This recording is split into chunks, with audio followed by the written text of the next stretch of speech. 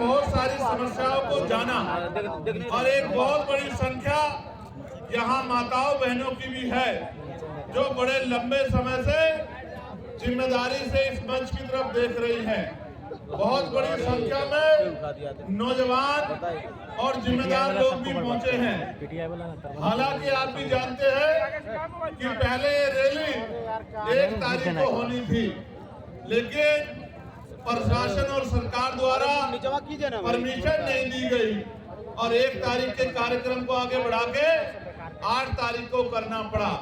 शायद सरकार की ये मंशा रही होगी कि जब 1 तारीख को कार्यक्रम नहीं होगा तो 8 तारीख का कार्यक्रम फेल हो जाएगा। लेकिन मैं समझता हूं कि वो आपकी शक्ति से अनभिज्ञ है, उनको आपके संघर्ष की जानकारी नहीं है, इसलिए उनको ऐसा लगा कि अगर एक की जगह कार्यक्रम किसी अन्य तिथि में होगा तो कार्यक्रम सफल नहीं होगा। मैं मुख्यमंत्री जी को ये कहना चाहता हूं कि ये तो मात्र टेलर है, पिक्चर तो आने वाले हम लोग आपको दिखाएंगे। सम्मानित साथियों, ये दिन 15 अगस्त 1947 को आजाद हुआ है।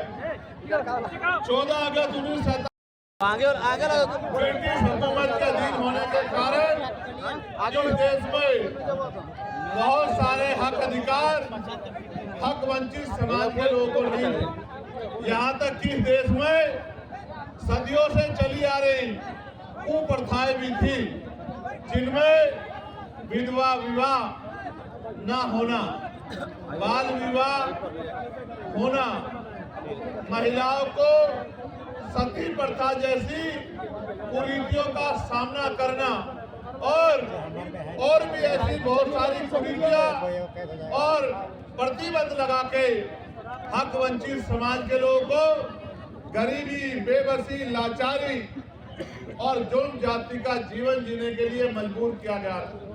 ये बात मैंने आपको इसलिए बताई कि आज भी आपकी समस्याओं में ये समस्याएं प्रमुख हैं कि रोटी, कपड़ा, मकान जो बुनियादी जरूरत है, खाने के लिए रोटी, पहनने के लिए कपड़ा, सर ढकने के लिए छत, पीने के लिए साफ पानी और आत्म सम्मान का जीवन, ये बुनियादी जरूरतें हैं। 75 साल की आजादी के बाद भी आज तक सरकारें अंतिम व्यक्ति को रोटी, कपड़ा, मकान, अच्छे कपड़े और पीने के लिए पानी की व्यवस्था कराने में कामयाब नहीं हो पाई। ये इस लोकतंत्र का सबसे बड़ा फेलियर है। जो काम आजादी के 10 सालों के अंदर हो जाना चाहिए था, वो काम आजादी के 75 सालों के बाद भी नहीं हुआ है। इसका उदाहरण ये है कि देश के प्रधानमंत्री कहते हैं कि हम 80 करोड़ लोगों को मुफ्त में राशन देते हैं।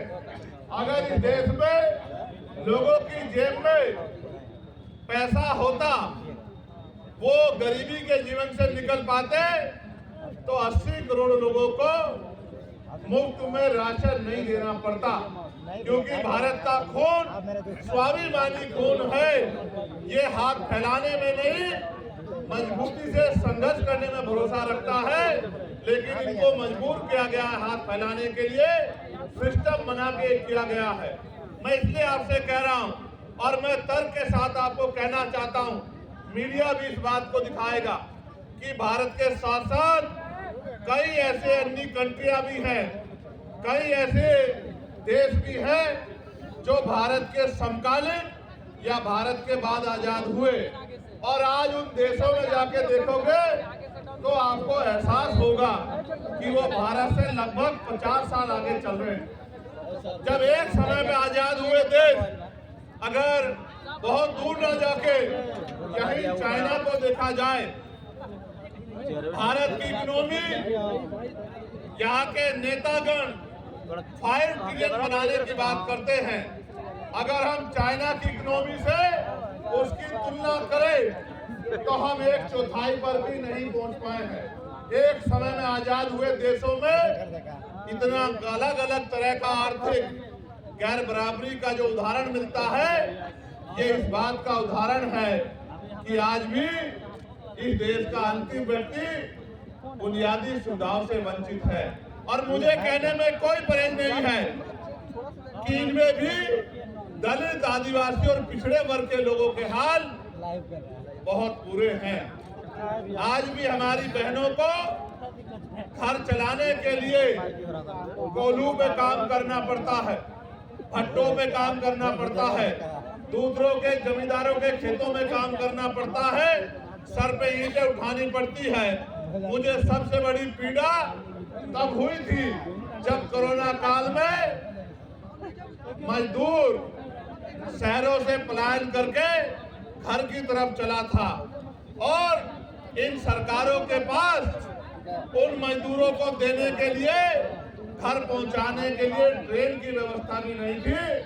इस मेरे परिवार ने जो दूसरों के महल बनाता है, घर बनाता है, बिल्डिंग बनाता है, कंपनी बनाता है, इन अमीरों के पास कोरोना काल में इन गरीबों को का पेट भरने के लिए रोटी की व्यवस्था भी नहीं थी। मैंने देखा किस तरह मजदूर पलायन करके आया, कहीं ट्रेन के नीचे जाके मरा, कहीं भूखे पेट मरा, कहीं पानी की कमी के कारण मरा, और माए अपने बच्चों को बैग की चैन के ऊपर अपने बच्चों को लिटा लिटा के सफर कर रही थी। पैर में छाले पड़ गए, हाथों में छाले पड़ गए, गले सूख गए, हृदय गति रुक गई, हजारों लोगों की जान गई। लेकिन यहाँ की और केंद्र की निकम्मी सरकार बैठ के गरीबों की मौत का तमाशा देखती रही। ये हमने अपनी आंखों से देखा। सबसे ज्यादा मजदूर अगर देश के किसी कोने में जाता है तो वो बिहार का व्यक्ति है, जो अपना पेट पालने के लिए अन्य अन्य से प्रदेशों में जाके रोजगार ढूंढने का काम करता है। ये इन 15-15 साल चली निकम्मी सरकारों की देन है, जिन सरकारों की वजह से आज भी यहाँ का पढ़ा लिखा नौजवान रोजगार नहीं पा पाता है, और माताओं बहनों को भी घर को चलाने के लिए मजदूरी करना पड़ता है। गरिमाई जीवन देने का काम भी सरकार नहीं कर पाई है। आज जब हम लोग आजादी का अमृत उत्सव बना रहे हैं, अभी पार्लियामेंट में सेंट्रल हॉल में ये कहा गया प्रधानमंत्री जी द्वारा कि 75 साल हो गए हैं, ये अमृत काल है।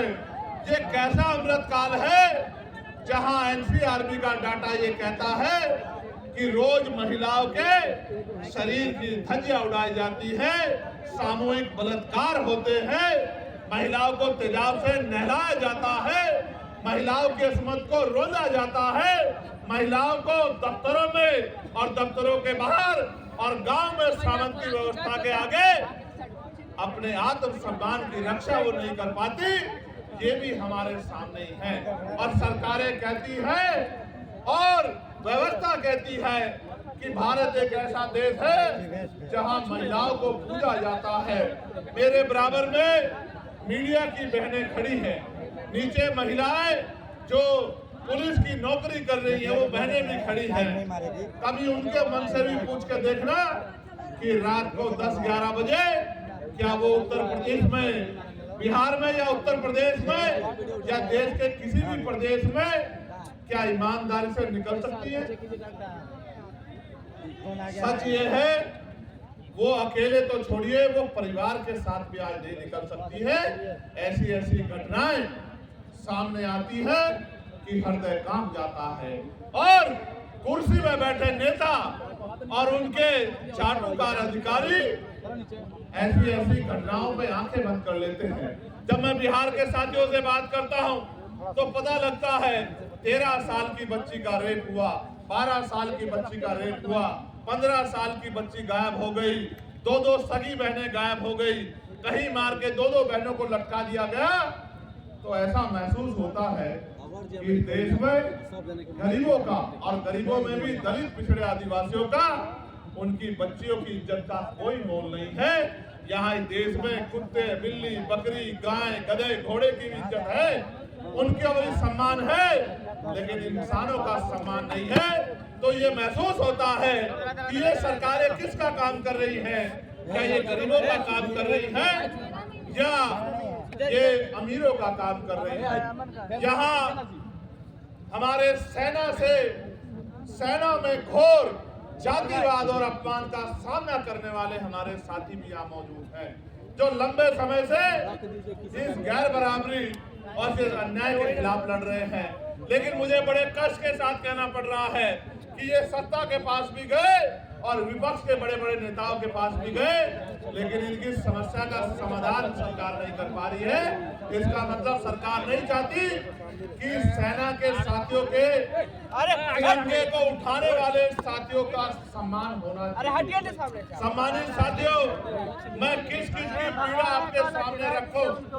मैं तो ये समझता हूँ आज नहीं तो कल इस देश के नौजवान को अपने गरिमामय जीवन के लिए संघर्ष करने के लिए खड़ा होना पड़ेगा।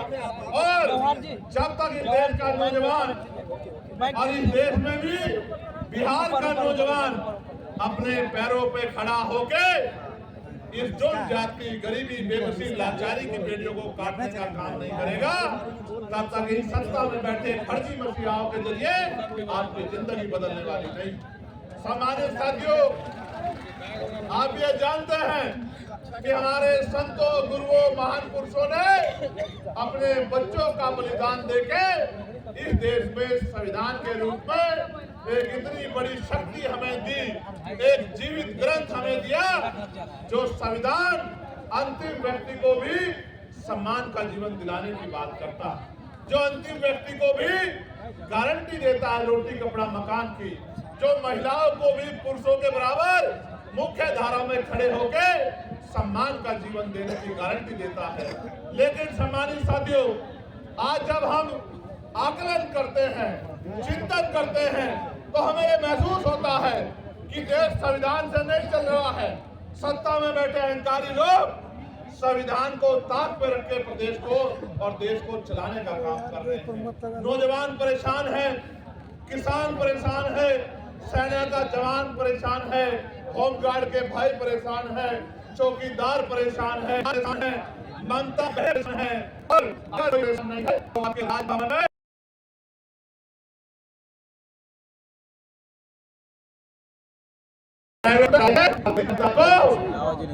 जुमला बोल बोल के बेवकूफ बनाने का काम करते हैं। मैंने पार्लियामेंट में अंतिम व्यक्ति के आवाज उठाने का काम किया, चाहे होमगार्ड के भाइयों की समस्या हो, चाहे चौकीदार भाइयों की समस्या हो, चाहे आशा आंगनबाड़ी बहनों की समस्या हो, मैंने सभी के लिए लड़ने की का काम किया। पार्लियामेंट में मैंने ये कहा कि देश को अगर आगे बढ़ाना है तो इस देश में सबसे पहले ये जो शिक्षा का बाजारीकरण किया गया है, इस बाजारीकरण के जरिए जहां महंगी शिक्षा एक तरफ है जहां अमीर के बच्चे पढ़ते हैं और एक तरफ सरकारी शिक्षा है जहां गरीब के बच्चे पढ़ते हैं, इस भेदभाव को खत्म करना होगा और प्रधानमंत्री राष्ट्रपति से लेकर मुख्यमंत्री विधायक सांसद और क्लास 1 के अधिकारी से लेकर और क्लास के कर्मचारी तक के बच्चों का, गांव के सरपंच से लेकर और विधायक MP सबके बच्चों का की पढ़ाई सरकारी स्कूल में होनी चाहिए, जहां किसान का बच्चा बैठ के पढ़ता है, जहां मजदूर का बच्चा बैठ के पढ़ता है, उसी टेबल पे मंत्री, विधायक, सांसद, मुख्यमंत्री, राज्यपाल का बच्चा भी पढ़ना चाहिए। तब जाकर जब DM का बच्चा उसी कुर्सी में क्लास में बैठा होगा, जब SP का बच्चा उसी क्लास में बैठा होगा और आपके मेरे गरीब परिवार का बच्चा भी उसी क्लास में बैठा होगा, एक समान शिक्षा मिलेगी, तब जाके शिक्षा के दरवाजे परमानेंट के लिए गरीबों के लिए खुल जाएंगे और ये गरीब अमीरों को पछाड़ के अपनी गरीबी की बेड़ियां काटने का काम करेंगे। जब मैंने आवाज उठाई तो सत्ता में बैठे लोगों को बड़ी तकलीफ हुई। जब मैंने आवाज उठाई तो सत्ता में बैठे लोगों को बड़ी तकलीफ हुई। वो तकलीफ इसलिए हुई कि जब मैंने प्राइवेट स्कूलों पे उनको बंद करने की बात की तो जिन नेताओं ने प्राइवेट स्कूल खोले हैं उनको लगा चंद्रशेखर तो उनके रोजगार को बंद करवा देगा। मैं ये कह रहा हूं, नेताओं का रोजगार बंद होता हो तो हो जाए, गरीब के बच्चों के आगे बढ़ने का रास्ता बंद नहीं होना चाहिए। क्योंकि बाबा साहब अम्बेडकर ने कहा था कि शिक्षा शेरनी का दूध है, जो पिएगा वो दहाड़ेगा। आज अगर मैं अपनी बात को रख रहा हूं तो इसी शिक्षा की वजह से रख रहा हूं कि मुझे शिक्षित होने का मौका मिला है और मैं लोगों की समस्या को समझ सकता हूं और सरकार को समझा सकता हूं।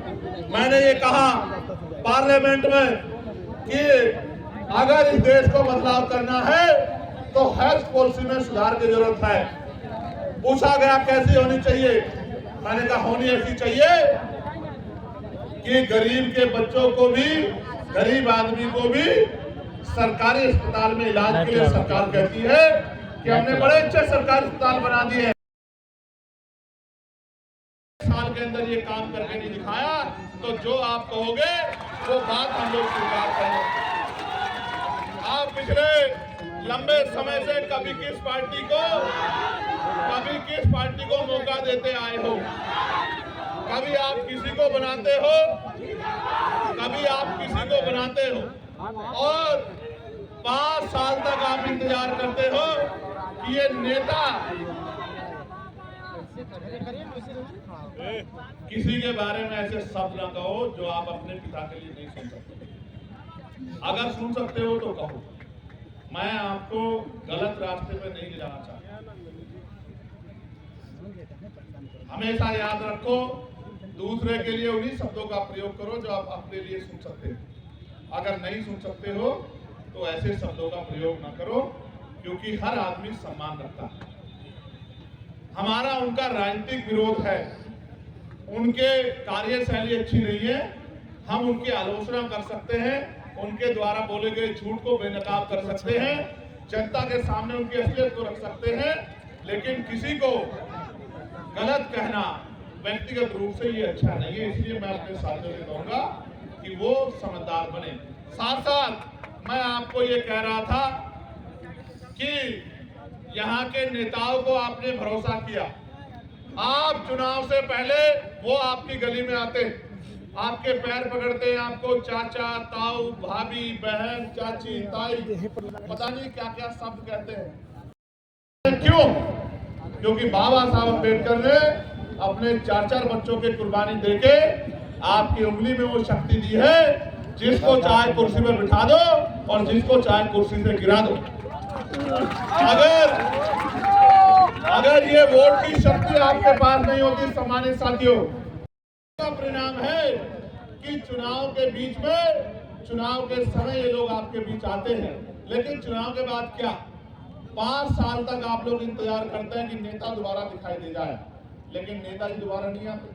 आप उनके दरवाजों पर जाते हो तो वो गेट बंद कर लेते हैं और ये कहते हैं कि नेताजी यहाँ नहीं है। आप ये बताओ, इन नेताओं के सहारे आप अपनी लड़ाई को लड़ लो? मैं आपको 3-4 समस्या यहाँ की रखता हूँ, जो साथी यहाँ उपस्थित भी है।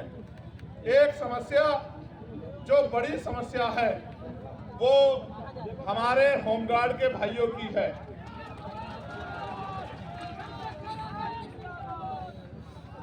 जो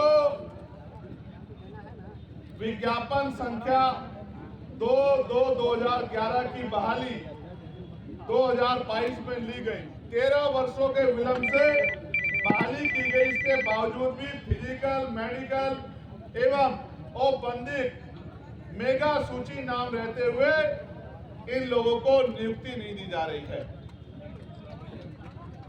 होमगार्ड, जबकि जहानाबाद जिले में और अन्य जिलों में होमगार्ड के बहुत सारे पद खाली हैं, फिर भी सरकार इनकी बहाली नहीं कर रही है। इन्होंने मुझसे आग्रह किया है कि आप हमारी आवाज को पार्लियामेंट में भी उठाएं और हमारी बहाली कराने का काम करें। मैं होमगार्ड के भाइयों को विश्वास दिलाता हूं, मगर विश्वास दिलाते में ये भी कहना चाहता हूं, जब सरकार इतने बड़े पैमाने पर निजीकरण करेगी तो कल जो आरक्षण रूपी अधिकार हथियार आपको मिला है वो तो बेसर हो जाए। जब सरकारी नौकरी नहीं होगी तो सामाजिक गैर बराबरी आज भी इतनी है तो दलित पिछड़ों के बच्चे यहाँ जाति व्यवस्था के आधार पर चमार, वाल्मीकि, पासी, धोबी, कोरी, खटीक, कुशवा, मौर्य, साके, यादव, जाट, गुर्जर, निषाद, जिसको सैनी आपके यहाँ कहते हैं, कश्यप, पाल, प्रजापति, इनके बच्चों को कौन कुर्सी पे बैठने देगा? आप मुझे बताइए। क्या आज देश में समानता आ गई है? तो इनके बच्चों को कौन कुर्सी पे बैठने देगा? इसलिए निजीकरण करके जिस तरह से इनके बच्चों का रास्ता रोकने का काम किया जा रहा है, मैं आपको विश्वास दिलाने का काम करता हूं कि आने वाले समय में हम लोग निजी क्षेत्रों में आरक्षण की मांग दलित, पिछड़े, आदिवासी समाज के लिए करेंगे और इनको निजी क्षेत्रों में आरक्षण दिलाने का काम करेंगे। ये मैं साथ साथ हमारी आपके यहाँ ममता कार्यकर्ता कहते हैं, हमारे यहाँ आशा कार्यकर्ता कहते हैं। हमारी जो ममता कार्यकर्ता बहनें हैं उनको प्रति मात्र 300 रुपए और काम करते हैं। इसलिए सरकार से मांग करता हूँ कि 30,000 रुपए वेतन बनना चाहिए जिसे वो सम्मान दिला सके और उनको परमानेंट भी करना चाहिए। मैं तो होमगार्ड के भाइयों के लिए भी 30,000 रुपए के वेतन की जो है सरकार से मांग करता हूँ कि 30,000 रुपए का मिनिमम वेतन होमगार्ड के भाइयों को मिलना चाहिए। अभी कितना मिलता है? 24,000। अभी तुमको तो मिल ही नहीं रहा है, लेकिन जो लगे उनको तो 30,000 मिलना चाहिए। जब आप लगे आपको भी 30,000 रुपए मिलना चाहिए। ये मांग मैं सरकार को करता हूं।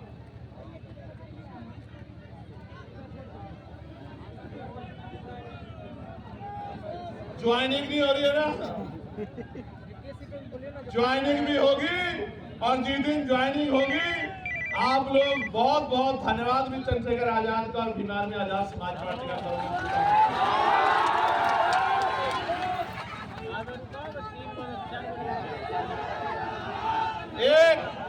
एक समस्या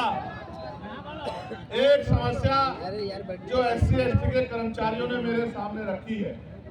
बिहार सरकार द्वारा अस्थायी स्थानापन्न कार्यकारी व्यवस्था नियमावली 2023 के तहत रोस्टर स्थगित रखते हुए अनुसूचित जाति जनजाति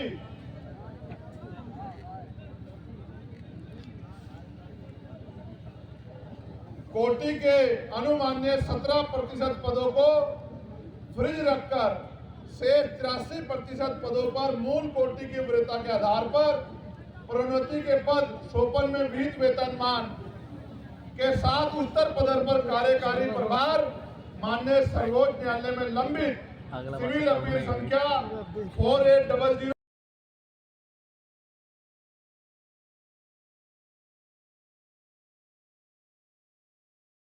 आदेश के फलाफल से प्रभावित होने की शर्त पर दिया जा रहा है, जबकि अन्य वर्गों के लोगों को आरक्षण का लाभ मिल रहा है। इसकी वजह से जब प्रमोशन नहीं हो रहा है तो बैकलॉग भी नहीं आ रहा है, ना नई नियुक्ति आ रही है और ना ही हमारे मूल पदों से प्रमोशन हो पा रहा है। इसके कारण कर्मचारियों को परेशानियों का सामना करना पड़ रहा है।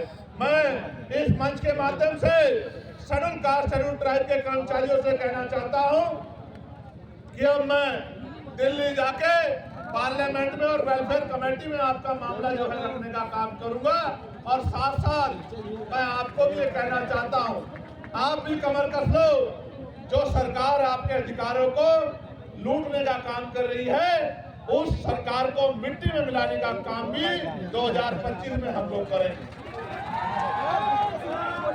एक यहाँ बड़ी समस्या जो जमीन की है, भूमि सर्वे के नाम पे सरकार जो है, सरकार ने वादा तो किया था कि हम 3 डिस्ट्रिक्ट जमीन देंगे, लेकिन सर्वे के नाम पे जैसा मैंने आपको पहले कहा कि 14 अगस्त को हम लोग अंग्रेजों के अधीन थे, 15 अगस्त को आजाद हुए, लेकिन 14 अगस्त को अगर किसी पे 1 गज जमीन नहीं थी तो 16 अगस्त 1947 को भी 1 गज जमीन नहीं आ पाई थी।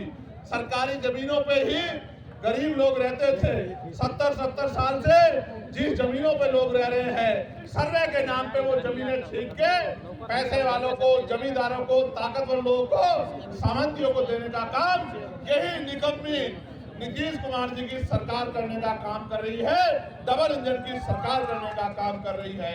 मैं सरकार को कहना चाहता हूं, अपनी बुरी मंशा से की जा रही इस योजना को सरकार तत्काल रोक के जमीनों के अधिकार को सुरक्षित करने का काम करे, वरना तो सरकार याद रखे, जल जंगल जमीन बचाने के लिए सरकार से हर तरह की लड़ाई लड़ने का काम हम यहाँ से लेकर दिल्ली तक करेंगे और अपने लोग की जमीन को किसी भी कीमत पर सरकार को छीनने हम लोग नहीं देंगे। दूसरा, कानून व्यवस्था बहुत बिगड़ी हुई है। इसके लिए मैं सरकार से ये कहना चाहता हूँ कि जो सरकार बहन बेटियों की रक्षा नहीं कर पाए तो कुर्सी क्यों नहीं छोड़ देते मुख्यमंत्री जी? आपको सोचना चाहिए। जनता ने आपको इतनी बार मौका दिया और आपने हमेशा जनता को धोखा दिया। ये मौका मिलने पे धोखा का काम अब इसमें बिहार में बंद होने वाला है। अब अगर मौका मिलेगा तो काम करने वाले लोगों को मिलेगा और जब मौका मिलेगा काम करने वाले लोगों को तो धोखा बंद हो जाएगा। इस बात का भी मैं आपको विश्वास दिलाता हूँ। आप यहाँ आए, आपने इतनी बड़ी संख्या में यहाँ आके सरकार को चेताने का काम किया। मैं दोनों हाथ जोड़ के आपका धन्यवाद करता हूँ। मैं ये मानता हूँ,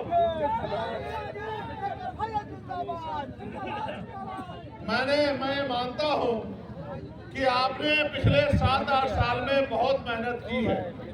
आपने अपनी मेहनत के बदौलत इस नीले झंडे को गांव-गांव तक पहुंचाने का काम किया है। अभी भाई ददन जी भी कह रहे थे, जौहर साहब भी कह रहे थे, अमर ज्योति जी और भाई कमल वालिया जी भी कह रहे थे कि अब आपकी परीक्षा का समय आ गया है। आने वाले 8-10 महीने संघर्ष के महीने हैं। जिस तरह आज आप बड़ी संख्या में जुटे हैं, यहाँ से जब आप घर लौटेंगे तो चैन से नहीं बैठना, क्योंकि अधिकार मांगने से नहीं मिलते, अधिकार छीनने पड़ते हैं और छीनने के लिए शक्ति बनानी पड़ती है। मान्यवर काशीराम साहब कहते थे, जिसकी जितनी संख्या भारी उसकी उतनी हिस्सेदारी। और उन्होंने ये भी कहा कि आरक्षण से लेंगे, एसपी डीएम वोट से लेंगे, सीएम पीएम। उन्होंने ये भी कहा कि मान लो तो हार और ठान लो तो जीत। अगर आप ठान लोगे तो ये निकम्मी सरकारें भी हटेंगी और आपके हाथ में भी ताकत आएगी। तो मैं अपने गांव के कार्यकर्ता से कहना चाहता हूं कि वो आज से रजिस्टर बना ले और एक एक घर को जोड़ के भाईचारा बनाने का काम करे, बहुजन समाज में एकता बनाने का काम करे, अपनी शक्ति बनाने का काम करे और आने वाले समय में संघर्ष के बलबूते किसी आगे हाथ फैलाने वाला नहीं, कलम की ताकत अपने हाथ में लेके लोगों के भविष्य को बदलने वाली शक्ति अपने हाथ में सत्ता के रूप में लेने का काम करें। क्योंकि जब तक पॉलिटिकल पावर आपके पास नहीं होगी, बाबा साहब अम्बेडकर कहते थे political power is the master की, इट इज द मास्टर की which you can open each and every lock. Political power यानी राजनीतिक सत्ता वो चाबी है जिसके द्वारा आप सारी परेशानी यानी कि सारी समस्याओं के ताले खोल सकते हैं। आप मुझे मौका दे दो, आजाद समाज पार्टी भीम आर्मी के हाथ मजबूत कर दो। अगर आपका एक बच्चा बेरोजगार घूम जाए तो फिर चंद्रशेखर आजाद से सवाल करना मेरे साथियों। जिसको सरकारी नौकरी नहीं मिलेगी उसको प्राइवेट सेक्टर में काम देंगे, उद्योग धंधे लगा के आपके जिलों में रोजगार देंगे और जिनको प्राइवेट सरकारी नहीं करना उनको लोन देके उद्योग लगाने का, अपना काम करने का मौका देंगे। महिलाओं को कुटीर उद्योग लगा के घर तक रोजगार दिलाने का काम करेंगे और इस गुंडागर्दी को जड़ से खत्म करने का काम करेंगे, इज्जत सम्मान की जिंदगी दिलाने का काम करेंगे। किसानों को उनकी फसल के दाम जो है उनकी इच्छा अनुसार दिलाने का काम करेंगे और जीवन भर मजदूरी कर करके मरने वाले इन परिवारों को मुख्य धारा में लाने का काम करेंगे। समान एजुकेशन पॉलिसी प्रदेश में लागू करेंगे और समान health policy, common health policy इस प्रदेश में लागू करेंगे। अमीरों जैसा इलाज गरीबों को मिलेगा और अमीरों को जैसे मिलने वाली पढ़ाई गरीबों के बच्चों को मिलेगी। अपने बच्चों को अच्छी शिक्षा के लिए हर साल 1000 बच्चों को विदेश में पढ़ने के लिए भेजने का काम करेंगे और इस देश की सेवा करने का मौका देंगे। साथ साथ 2010 टोला सेवा संस्करण बोर्ड के नाम पर अभी तक बहाली नहीं हुई है। कितनी समस्या बताओगे? मैंने आपको समाधान बता दिया है। हिम्मत करके आजाद समाज पार्टी भीम आर्मी के साथ खड़े हो जाओ, एक समस्या नहीं रहेगी और आप मांगने वाले नहीं देने वाले बन जाओगे। और जिन साथियों ने अपनी समस्याएं दी है, जो राष्ट्रीय स्तर की है उन पर राष्ट्रीय स्तर पे और जो प्रदेश स्तर की है उन पर प्रदेश स्तर पे मुहिम चला के संघर्ष किया जाएगा और आपकी मांगे पूरी करवाने का काम हम लोग करेंगे। बहुत बहुत धन्यवाद। जय भीम, जय भारत, जय संविधान, जय मंडल, जय जोहार, जय जवान, जय किसान। आप सबके लिए मंगल कामनाएं। धन्यवाद। तो कुर्सी क्यों नहीं छोड़ देते मुख्यमंत्री जी? आपको सोचना चाहिए। जनता ने आपको इतनी बार मौका दिया और आपने हमेशा जनता को धोखा दिया। ये मौका मिलने पे धोखा का काम अब इसमें बिहार में बंद होने वाला है। अब अगर मौका मिलेगा तो काम करने वाले लोगों को मिलेगा और जब मौका मिलेगा काम करने वाले लोगों को तो धोखा बंद हो जाएगा। इस बात का भी मैं आपको विश्वास दिलाता हूँ। आप यहाँ आए, आपने इतनी बड़ी संख्या में यहाँ आके सरकार को चेताने का काम किया। मैं दोनों हाथ जोड़ के आपका धन्यवाद करता हूँ। मैं ये मानता हूँ,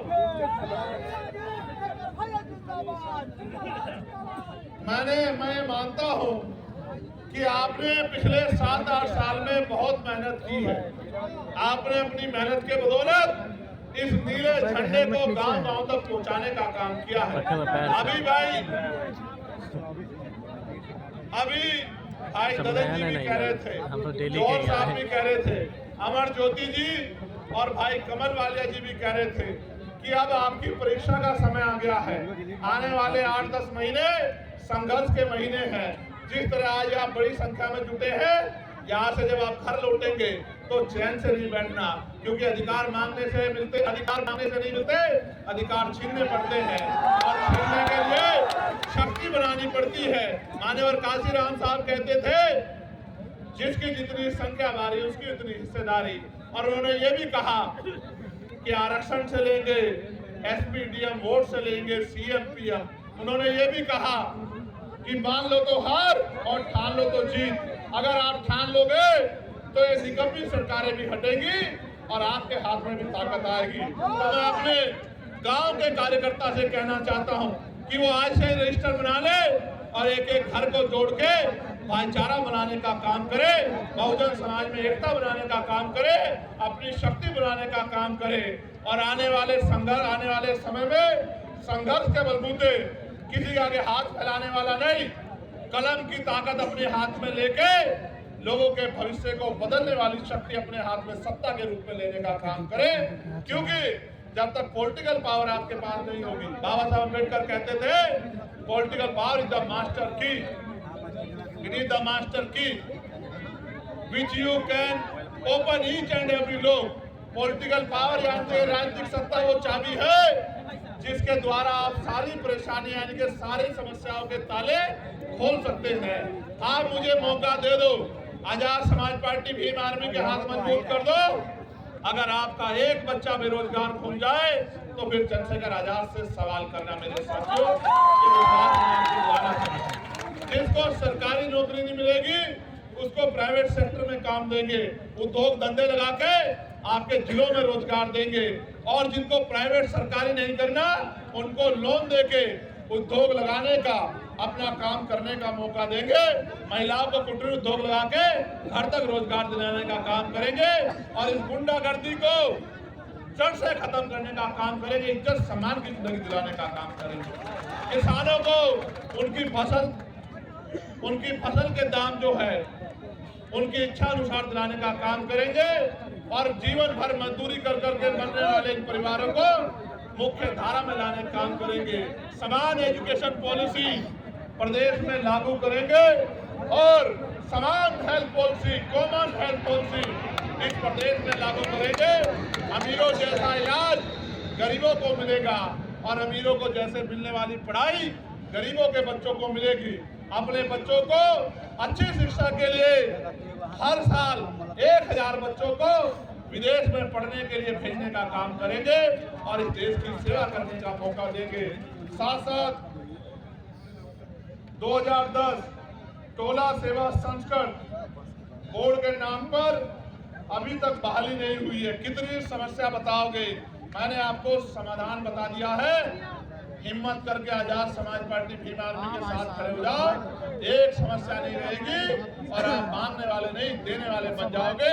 और जिन साथियों ने अपनी समस्याएं दी है, जो राष्ट्रीय स्तर की है उन पर राष्ट्रीय स्तर पे और जो प्रदेश स्तर की है उन पर प्रदेश स्तर पे मुहिम चला के संघर्ष किया जाएगा और आपकी मांगे पूरी करवाने का काम हम लोग करेंगे। बहुत बहुत धन्यवाद। जय भीम, जय भारत, जय संविधान, जय मंडल, जय जोहार, जय जवान, जय किसान। आप सबके लिए मंगल कामनाएं। धन्यवाद।